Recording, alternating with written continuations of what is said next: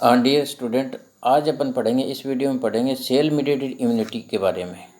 यानी ये सेल के द्वारा मीडिएटेड होती है। जो ह्यूमरल इम्यूनिटी है उसके अंदर तो ह्यूमर के द्वारा होती है, जो एंटीबॉडीज़ हैं सीरम के अंदर घुली रहती हैं, सीरम के द्वारा या जो सेक्रेशंस होते हैं उनके द्वारा होता है। इसके अंदर सेल सीधा जाके मीडिएट करती है, इसलिए इसको अपन सेल मीडिएटेड इम्यूनिटी कहते हैं। CMI थाइमस ग्लैंड में विभेदीकृत विशिष्ट टी लिम्फोसाइट्स के द्वारा प्रदान की जाती है। इन लिम्फोसाइट्स की सतह पर विशिष्ट एंटीजन के प्रति विशिष्ट ग्राही लगे रहते हैं, जो एंटीजन को या एंटीजन द्वारा संक्रमित कोशिका को पहचान कर उसको नष्ट कर देती हैं। इस प्रकार के इम्यून सिस्टम कोशिका या ऊतक की सतह पर काम करते हैं, इसलिए इसे टिश्यू या सेल मीडिएटेड इम्यूनिटी कहते हैं।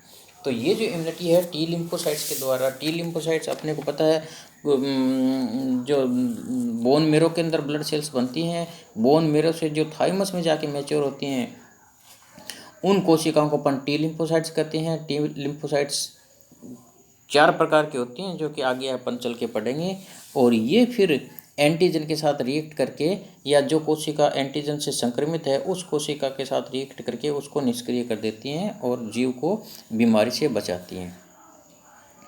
तो पहले तो अपन इसके आउटलाइन देख लेते हैं। जैसे ये एंटीजन शरीर के अंदर आता है, जो मैक्रोफेज कोशिकाएं हैं इसको इनगल्फ कर लेती हैं और इंटरल्यूकिन फर्स्ट का सेक्रेशन शुरू कर देती हैं। ये इंटरल्यूकिन टी लिम्फोसाइट्स को आकर्षित करता है, और ये जो टी लिम्फोसाइट्स हैं, ये टी लिम्फोसाइट्स फिर इंटरल्यूकिन सेकंड का सेक्रेशन शुरू कर देती हैं और TH2 सेल्स के अंदर बदल जाती हैं। इनमें से कुछ कोशिकाएं ये किलर सेल्स या एक्टिवेटेड टी सेल्स के अंदर बदल जाती हैं, जो कि संक्रमित कोशिका के साथ क्रिया करके या एंटीजन के साथ क्रिया करके एंटीजन को नष्ट कर देती हैं। जो TH2 सेल्स होती हैं, ये कोशिकाएं बीटा लिम्फोसाइट्स को एक्टिवेट कर देती हैं। तो जो सेंसिटाइज टी सेल्स हैं, ये इंटरफेरोन्स का सेक्रेशन शुरू कर देती हैं, जिससे वायरस है वो निष्क्रिय हो जाती हैं।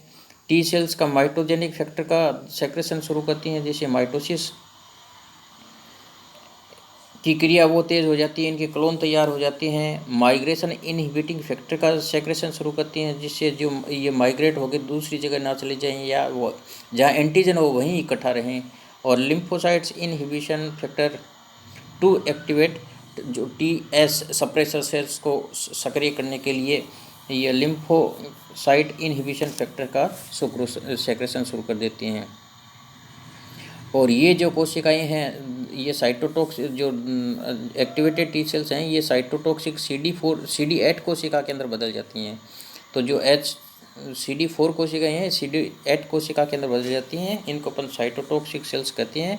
और ये फिर जो टारगेटेड सेल्स होती हैं, चाहे बैक्टीरिया की हो और चाहे आपके कोई जीव की इन्फेक्टेड कोशिका हो, उनको ये निष्क्रिय कर देती हैं। ये जो साइटोटॉक्सिक सेल्स हैं, ये फिर टारगेट इन्फेक्टेड सेल को नष्ट कर देती हैं, प्रिवेंट वायरल रेप्लिकेशन, कई सारे तरीक़ों से इनको ये निष्क्रिय कर देती हैं।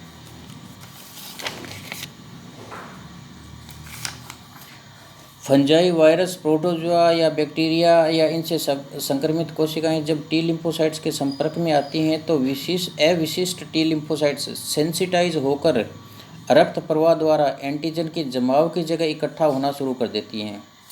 तो ये एक तरीके केमोटैक्टिक फैक्टर का सेक्रेशन होता है। जो इन्फेक्टेड कोशिकाएं, डैमेज सेल्स हैं, ये केमोटैक्टिक फैक्टर का सेक्रेशन करती हैं, जिससे टी लिम्फोसाइट्स हैं ये उस जगह पहुंच जाती हैं जहां एंटीजन जमा रहता है। सेंसिटाइज टी सेल्स विभाजन द्वारा वृद्धि शुरू कर देती हैं और विभिन्न साइटोकाइंस द्वारा अन्य अविशिष्ट टी लिम्फोसाइट्स को भी लिम्फोइड ऑर्गन्स में सेंसिटाइज करना शुरू कर देती हैं। सेंसिटाइज टी सेल्स विभेदन द्वारा साइटोटॉक्सिक सेल्स के अंदर बदल जाती है, जो कि संक्रमित कोशिका को नष्ट करना शुरू कर देती हैं, तथा साथ में विभिन्न प्रकार के साइटोकाइंस का सेक्रेशन भी शुरू कर देती हैं, जो कि इम्यूनिटी को बढ़ाती हैं। तो ये जो टी सेल्स हैं ये अपने रिसेप्टर के द्वारा ही इन चीज़ों के साथ क्रिया करती हैं, एंटीजन के साथ क्रिया करती हैं, या मैक्रोफेग कोशिका के साथ क्रिया करती हैं, या MHC सेकेंड जो मॉलिक्यूल होता है मैक्रोफेग उनके साथ क्रिया करती हैं। तो सबसे पहले अपन टी सेल्स के रिसेप्टर के बारे में पढ़ लेते हैं।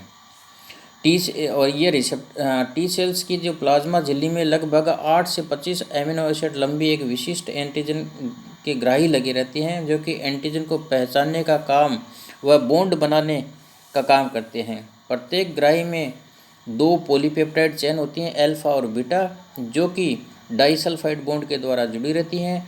अतः इन पॉलीपेप्टाइड चेन के शीर्ष पर वेरिएबल रीजन कहलाता है, जिसकी संरचना एपिटोप के कॉम्प्लीमेंट्री होती है। तो जो एपिटोप है, अल्फा और बीटा चेन के जो ऊपर के पार्ट हैं वो एपिटोप के कॉम्प्लीमेंट्री होती हैं, यानी एंटीजन के साथ ताले चाबी की तरह ये जुड़ जाते हैं एक तरीके से।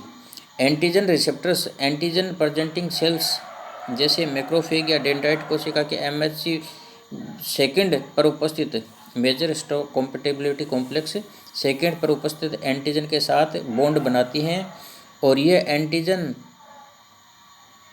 टी सेल्स रिसेप्टर कॉम्प्लेक्स का निर्माण करती हैं। टी सेल्स के जीनोम का एक्टिवेट और इस टी सेल्स का जो जीनोम है वो एक्टिवेट हो जाता है, जिससे विभिन्न प्रकार के साइटोकाइंस का सेक्रेशन शुरू हो जाता है, और इन साइटोकाइंस से TH सेल्स सक्रिय होकर साइटोटॉक्सिक सेल्स का उत्पादन शुरू कर देती है, तथा साथ में B सेल्स को भी एक्टिवेट शुरू करके एंटीबॉडीज़ का सेक्रेशन है वो शुरू करवा देती है। तो ये दिखा रखा है डायग्राम के अंदर। जो प्लाज्मा झिल्ली है, प्लाज्मा झिल्ली के अंदर ये 2 पॉलीपेप्टाइड चेन धसी रहती हैं, अल्फा और बीटा। इनके अंदर 2 रीजन होता है, एक तो कांस्टेंट रीजन और दूसरा वेरिएबल रीजन, और ये आपस में दोनों डाइसल्फाइड बॉन्ड के द्वारा जुड़ी रहती हैं। जो टी सेल्स होती हैं, इन टी सेल्स को अपन 2 भागों में उनके कार्य के आधार पे 2 भागों में बांट सकते हैं। एक तो इफेक्टर रेगुलेटर टी सेल्स और दूसरा effector T cells. Regulator T cells आगे इम्यून सिस्टम को रेगुलेट करती हैं B सेल्स, और जो साइटोटॉक्सिक टी सेल्स होती हैं उनकी एक्टिविटी को रेगुलेट करती हैं, जबकि जो इफेक्टर सेल्स हैं ये प्रभावकारी काम करती हैं, एंटीजन को निष्क्रिय करने का काम करती हैं। तो रेगुलेटर टी सेल्स है, इनको भी अपन 2 भागों में बांट सकते हैं, एक तो टी हेल्पर सेल्स और दूसरी suppressor cells. T helper cells है ये सीधा जो मैक्रोफेग है उनकी सतह पे जो MHC मॉलिक्यूल सेकंड पाया जाता है उसके साथ क्रिया करके TH2 सेल्स और साइटोटॉक्सिक सेल्स के निर्माण की प्रक्रिया को कंट्रोल करती हैं। टी हेल्पर सेल जैसा कि इनके नाम से ही पता चल रहा है, ये हेल्प करती हैं आगे इम्यूनिटी। ये provide assistant and potential expression of immune system by other lymphocytes. तो ये रेगुलेट करती हैं।